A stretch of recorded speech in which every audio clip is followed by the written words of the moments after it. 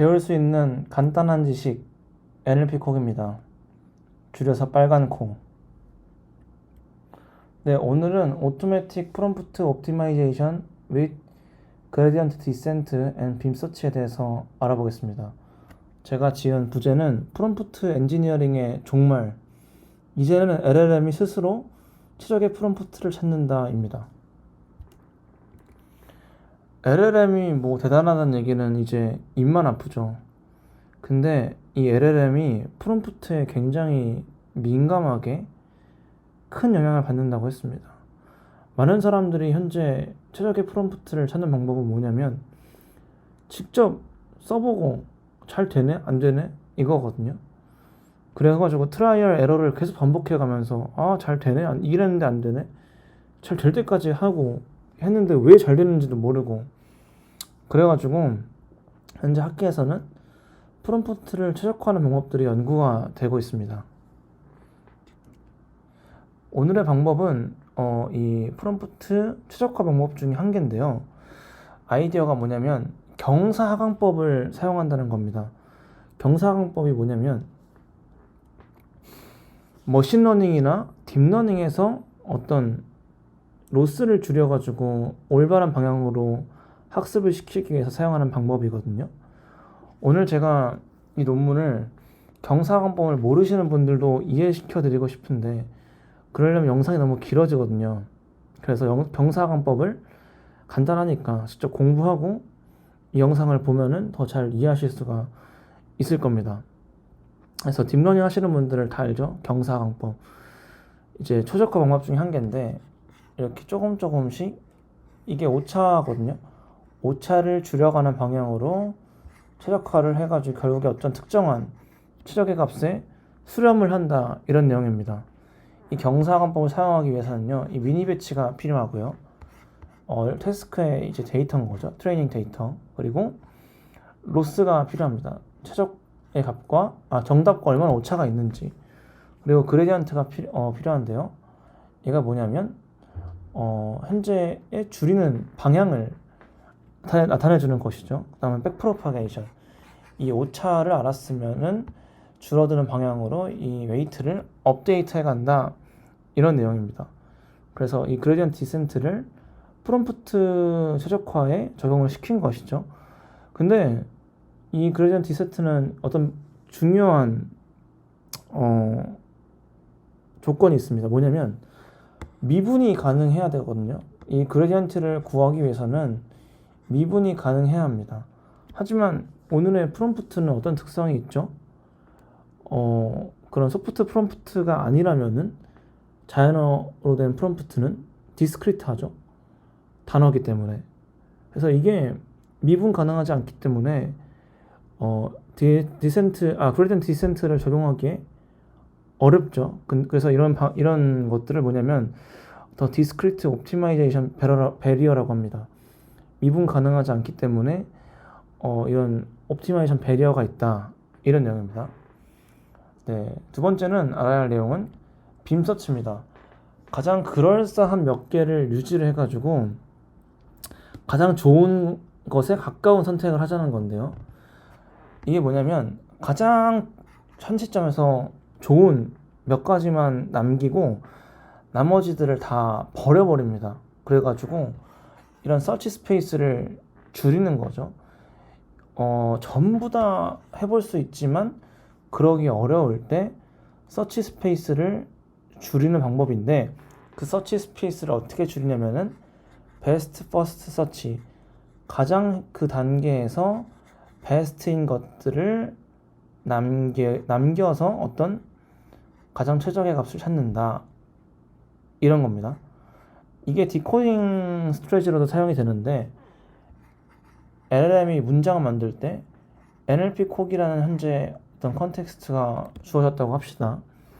다음에 나올 수 있는 단어가 뭐 의, 를, 가, 뭐 NLP 콕이 에게, 뭐 이런 것들이 있겠죠. 근데 확률상으로 이 여러 개 중에서 가장 높은 두 개만 남기고 나머지 다 버려버리겠다, 이런 겁니다.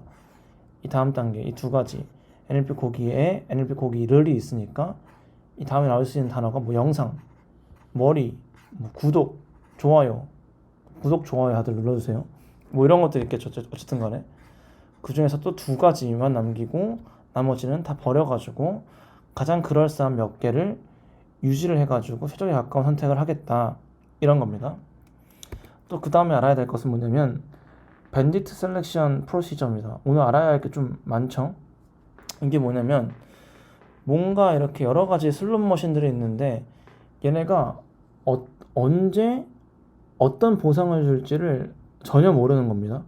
전혀 모를 때 좀 탐색과 그 탐색한 정보들을 사용을 해가지고 가장 큰 리워드를 받게끔 선택을 하겠다, 이런 거거든요. 이 과정에서 뭐 입실론 그리디, UCB, 석세시브 리젝트 같은 여러 가지 알고리즘이 있는데 결론적으로 얘의 목표는 뭐냐면 내가 어느 시점에 어떤 확률로 어떤 보상을 줄지를 모를 때 가장 큰 보상을 받는 선택을 하고 싶다, 그런 것들을 이 밴디트 셀렉션이라고 한다, 이렇게 알아두면 되겠습니다. 아시겠죠? 자, 그러면 드디어 이제 본 내용을 이해할 준비가 된 것입니다. 기존의 프롬프트들은 사람이 일일이 작성하고 평가를 해보고 많이 귀찮죠. 그리고 어떤 게 최적인지도 모르겠고요. 근데 이 방법을 사용하면은 퍼포먼스도 최대 31% 가까이 향상이 되고 다른 소타에 비해서 거의 4에서 8% 가까이 퍼포먼스가 향상이 된답니다. 이게 어떤 뭐 꼼수로 측정한 게 아니라 어큐러시가 이만큼 향상이 된다는 거예요. 그 다음에 일반적으로 태스크에 상관없이 또 이게 사용이 되고요. 그리고 기존의 이 프롬프트 최적화 방법들은 모델 내부의 어떤 값들에 접근할 수가 있어야 됩니다. 뭐 예를 들면은 뭐 웨이트를 추가한다던가 아니면은 뭐 그죠? 뭐 다른 모델을 쓴다던가 이런 것들이 필요했는데, 아니면 뭐 로짓을 본다던가. 근데 얘는 그냥 GPT 같은 형태는 모두 API로 이제 제공이 되죠. 서빙이 되죠. 얘는 그냥 API만으로도 이 최적화를 할 수가 있습니다. 그리고 일일이 프롬프트 엔지니어링 하지 않아도 되고요. 그리고 얘는 더 좋은 점이 프롬프트를 만드는 과정이 해석이 가능합니다. 해석이 가능하면 또 뭐가 가능하죠? 디버깅 같은 게 가능하겠죠. 어떻게 이 프롬프트가 어떤 방식을 통해서 만들어졌는지를 확인할 수가 있습니다. 네. 그래서 오늘 이 개념이 오토매틱 프롬프트 옵티마이제이션이라는 이름이 붙여졌는데, 전체적인 큰 그림을 한번 보겠습니다. 초기에 프롬프트가 주어집니다. 이 프롬프트는 지금 뭐라 써 있냐면 지금 이 주어지는 메시지가 제일브레이크 어택인지 아닌지를 알려주세요, 감지해주세요, 이런 겁니다. 이 제일브레이크 어택이라는 게 뭐냐면 유저가 AI 시스템에 뭔가 보호 체계를 깨트리려고 해서 깨트려가지고 AI가 뭐 의도하지 않게 움직이게끔 하는 프롬프트를 얘기하는 거죠. 예를 통해서 뭐 제일브레이크를 하면 나쁜 말을 AI가 하게 할 수도 있고 뭐 인종차별적인 말을 하게 할 수도 있고 이런 겁니다. 근데 이런 것들을 미리 감지하고 싶은 거예요. 그래서 이 트레이닝 데이터가 있겠죠. 먼저 이렇게 주어지고 프롬프트가 얘가 실제로 제일브레이크가 되는지 안 되는지 라벨이 있고요. 얘를 이 프롬프트를 통해서 예측을 시키는 겁니다. 근데 예측이 틀린 경우가 있겠죠. 틀린 경우가 분명 있을 겁니다. 어쨌든 간에 이 미니 배치가 뭐냐면 트레이닝 데이터의 일부를 샘플링 해가지고 프레딕션을 시키는 겁니다.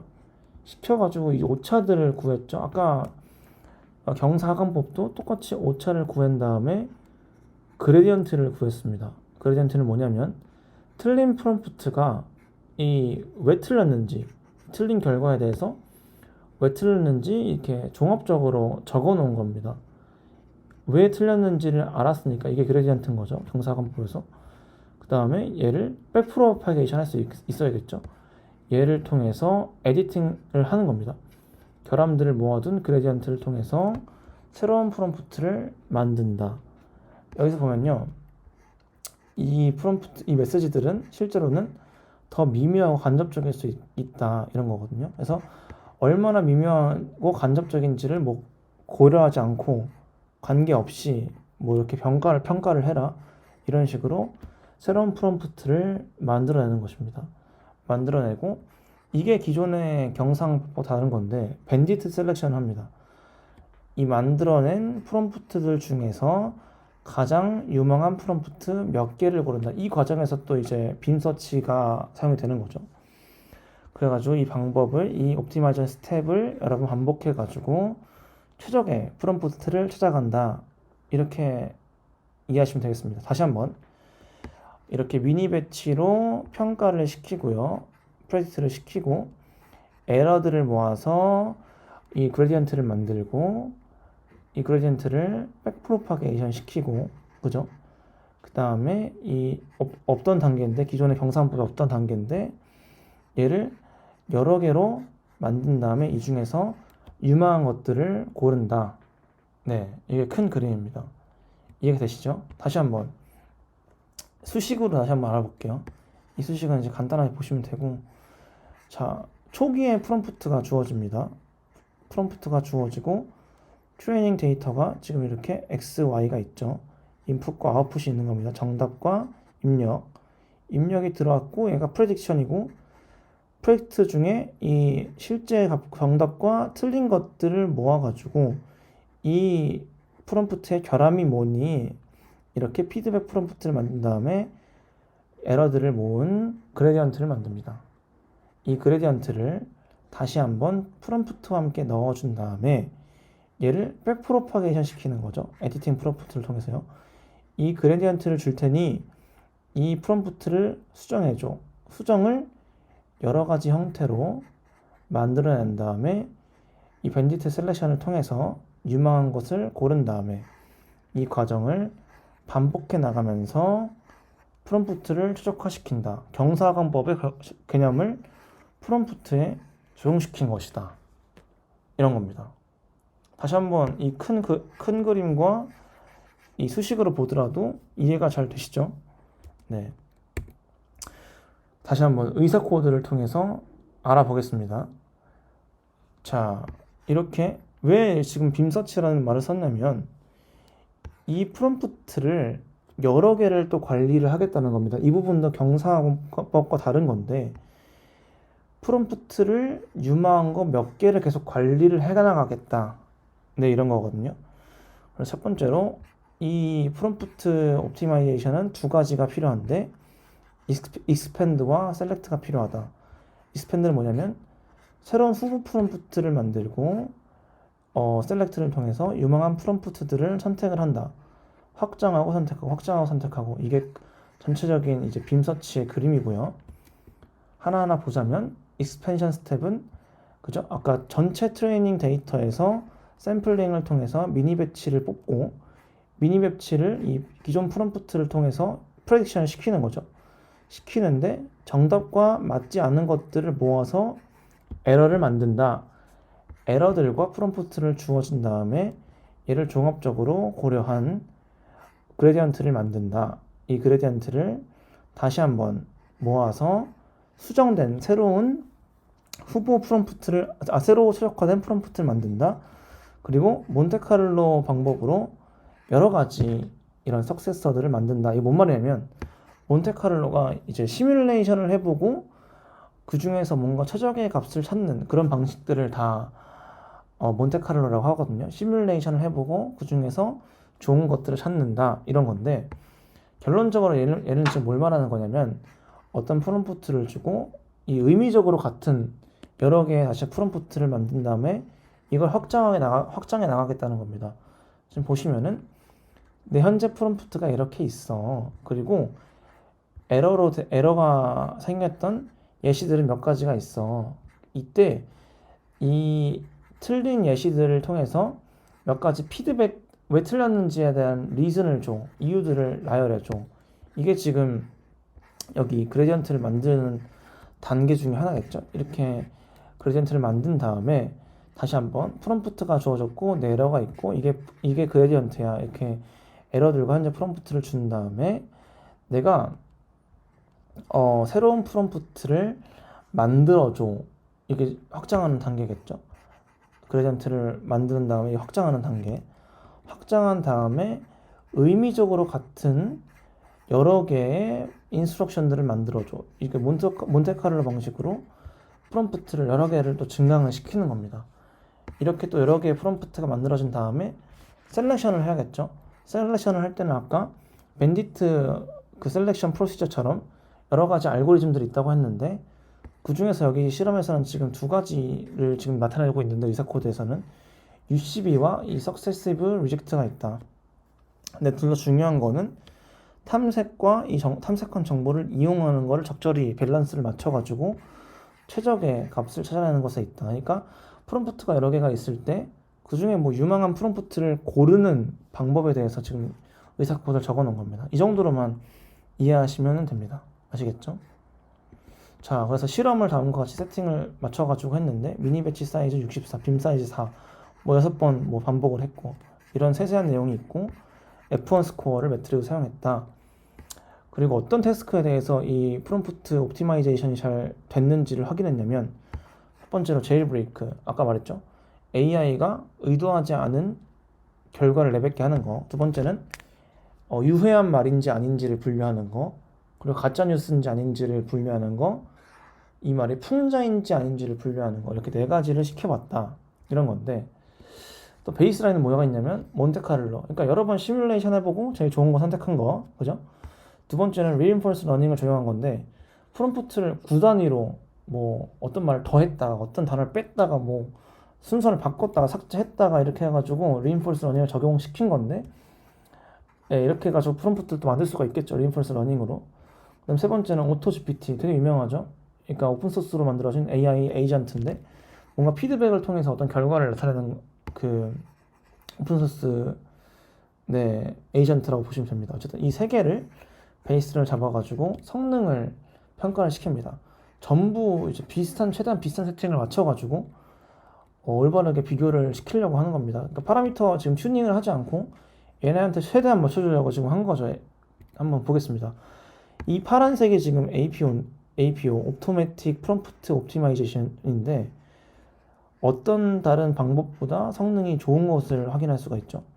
평균적으로 몬테카를로나 Reinforced Learning에 비해서 3.9%, 8.2% 가까이 향상이 됐고요.